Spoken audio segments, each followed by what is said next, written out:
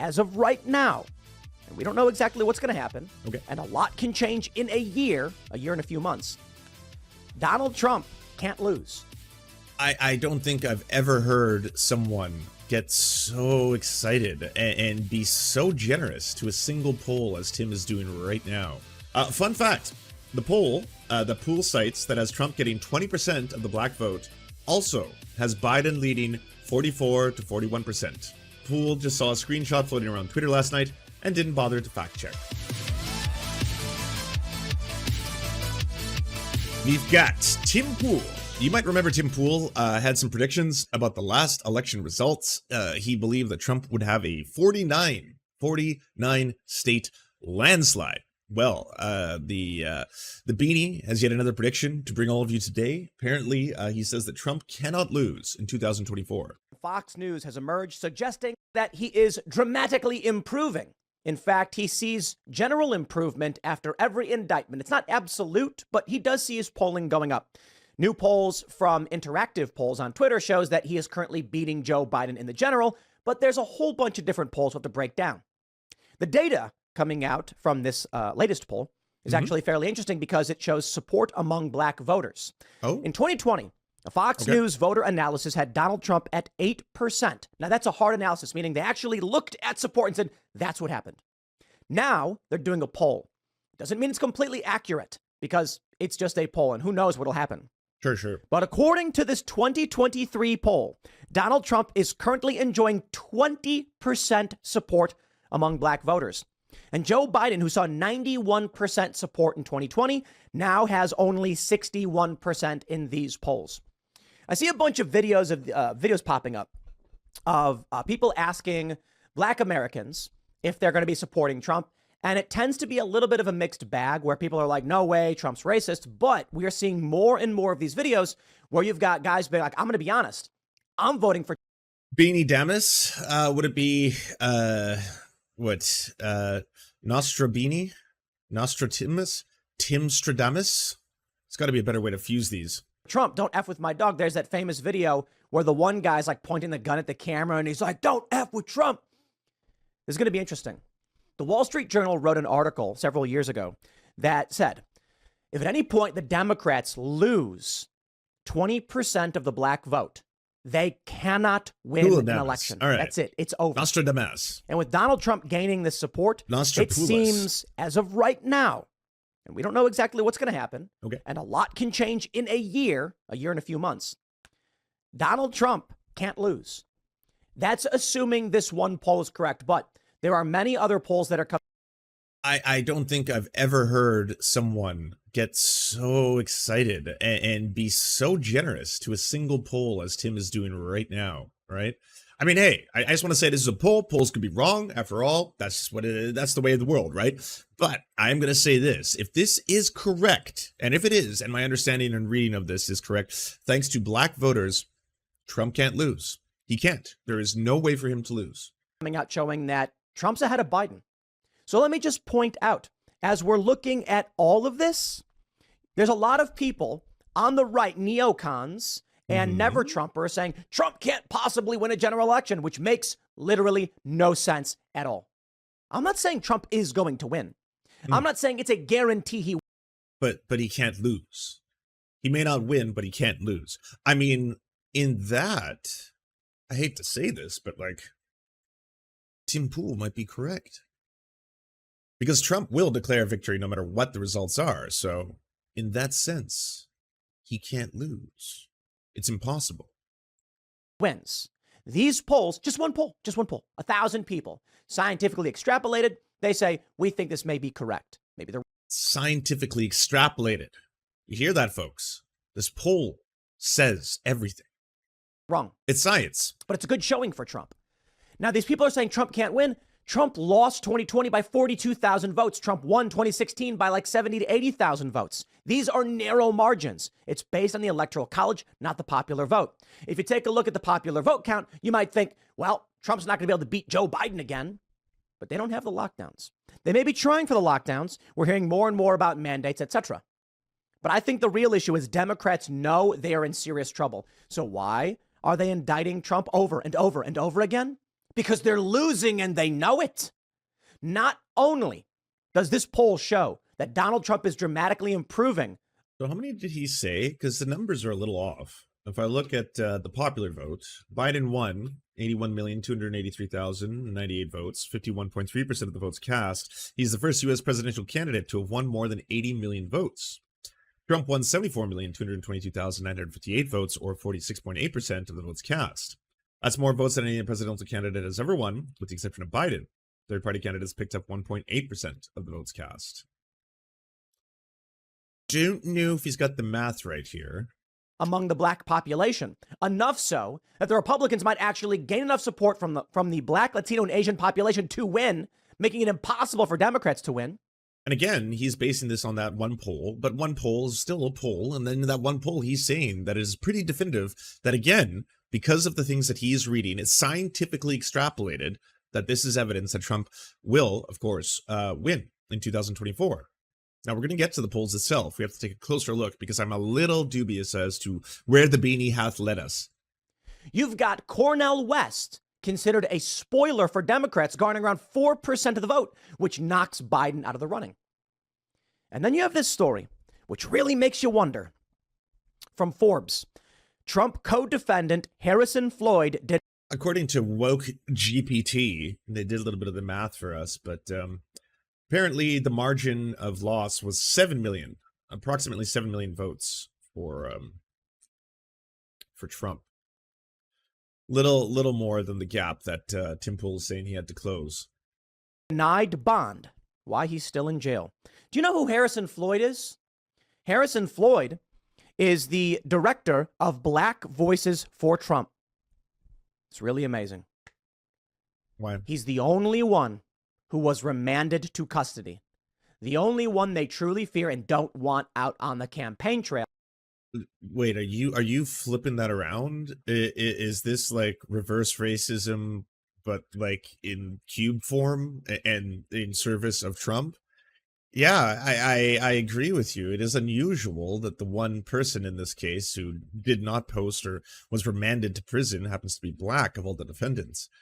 I like how you're flipping that on Trump, though. I mean, that's because he is part of Black Voices for Trump. And as you can see from the poll, which again, scientifically extrapolated, means that Trump will win. Unless, of course, they suppress the black vote. And they hope they... Which is the very thing that Republicans do. can brush this all under the rug. Man, I'm sorry. Look, I think the Republican Party, it's a bunch of uniparty, neocon, warmongers, et cetera, et cetera. There's a handful of them that I think are good, that I kind of like. They're more libertarian-leaning or anti-establishment for the most part. Okay, so Republicans are just, you know what, it's the Washington Generals to the Democrats' Harlem Globetrotters. I love it when Democrats make that argument. Yeah, they have to act like they're weak when they're destroying everything where there's no accountability. We get it. We get it. This is what they're trying to do. They know that Trump is improving. They know that Joe Biden can't win without hard procedural support, a lockdown perhaps, universal mail-in voting. And I don't even know if Biden can win with those things because the economy is not that great. It's easy when Donald Trump is in office, you got a bad economy, or you got COVID lockdowns because they can blame it all on him. But now it's Joe. Harrison Ford is also a prior conviction, and he was considered a flight risk. Plus, he did negotiate the terms of his bond, and therefore he is still in jail. It's not part of a massive conspiracy, you say? Biden's fault. Trump's not even in office. That's an advantage. They're going after him with the indictments, and they're trying to remove his name from the ballot. We have a court filing already, I think it's out of Florida, where they're saying Trump's an insurrectionist. It has begun. But they can't just lock him up. Dan Bongino said that Trump should have... He just dropped the Shang Tsung line there. Mortal Kombat. It has begun. Not posted bond, and then called their bluff. I agree. Call their bluff. Say I'm not going to post. Let's roll, baby. I'll go and sit in jail. And Dan Bongino said, let's make our first presidential, our political prisoner a president for the first time. But they let him out, and they let everyone else out. Because the indictments are to do, firstly, one thing. No, it would totally be, your beanie is mine. Sources of the Trump sphere of influence. Giuliani, Jenna Ellis, the Republicans in Georgia who supported Trump, Trump himself, Trump's other legal representatives, members of his administration, Mark Meadows, John Eastman, Jeffrey Clark, drained down to vote against Democrats. Not that I like the Republican Party, to be completely honest, but we got to get. You got to say it every couple of minutes. Just so you know, by the way, I'm not actually a supporter of Donald Trump, even though the majority of my videos that I do on Trump are actually in support of him, and the majority of videos that I do on Biden are actually talking about how terrible he is. But that doesn't mean that I myself support the Republican Party. I'm a milquetoast fence sitter. Always remember that. More anti-establishment figures and libertarian types to run. But I'll take it over what the Democrats are doing. War, the destruction of our country. I mean, look at what's going on in San Francisco. I still don't understand where anyone comes at this argument from, where it's like, hey, by the way, the anti-establishment candidate, Donald Trump, when he was in power, very anti-war. And it's like, what? Sorry. No, so drone strikes internationally increased actually even higher than Obama's under Trump's tenure. So Trump was actually a bigger drone strike king than the man who was known as the drone strike king. So there's that. Also, his form of geopolitics was not completely isolationist. You know, there are times when he saw fit to simply, I don't know, missile strike an Iranian general, which is again a general of a sovereign country. I mean, if that had happened to America, you would best believe that would be a declaration of war, right? But I mean, no one really wants to go to war directly with the American empire, especially because of how isolationist that can be. So yeah, I don't think Trump was the anti-war president. Then we heard something interesting. We had Fresh and Fit on the podcast last night. Mm. And apparently, and I'll have to look more into this, but they were saying there are notes from Trump's lawyers in the indictment against him at the federal level. That's protected communications. That's constitutionally protected legal counsel. They don't care. They're playing dirty. And the reason. Who's they? Did you know that it was a jury of his peers that decided to move forward with this? That it was not Joe Brandon? Corn Pop didn't actually have his finger on the button when it came to, I mean, for this one specifically. The reason is they know they can't win. That's why I think they're locking up Harrison Floyd. Oh, dude, it was so brutal. To hear this poor guy say. So Tim, for the first time, I guess, cares about bail reform. That's good. Welcome to the show. And as part of that, he feels that because the one defendant in this case, who happens to be black and who was indicted under the co-conspiracy with the rest of Trump's associates to overturn the election, in this case, means that it is part of a strategy to reduce the amount of black voters who are essentially going to be voting for Trump. That's the current working theory, I believe, that Tim Pool is, again, cowardly half suggesting, right? They never go all in all the way because they don't want to have that ability to not be like, oh, well, if you didn't fast forward in a couple seconds, I also say, maybe not. I add that, right? So if you keep going, you'll get to the, but maybe not. I don't know. Who am I to say? Your Honor, I voluntarily surrendered. I'm here. I made the Trump revenge poster using his mugshot. It is free for anyone. We made it. So something I saw that was strikingly racist right after Trump's mugshot came out was a lot of comments from right-wingers, and especially white supremacist right-wingers, such as Charlie Kirk, for example.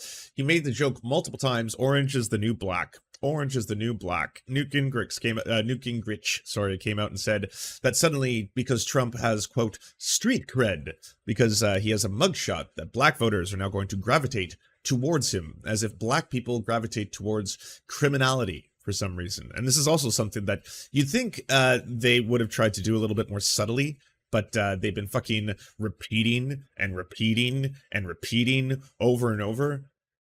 But we relinquish all ownership rights. Anyone can use it. Yeah, Trump's I'll show you. making Hold money. on. He's getting a boost in the polls. They try, but it's not working.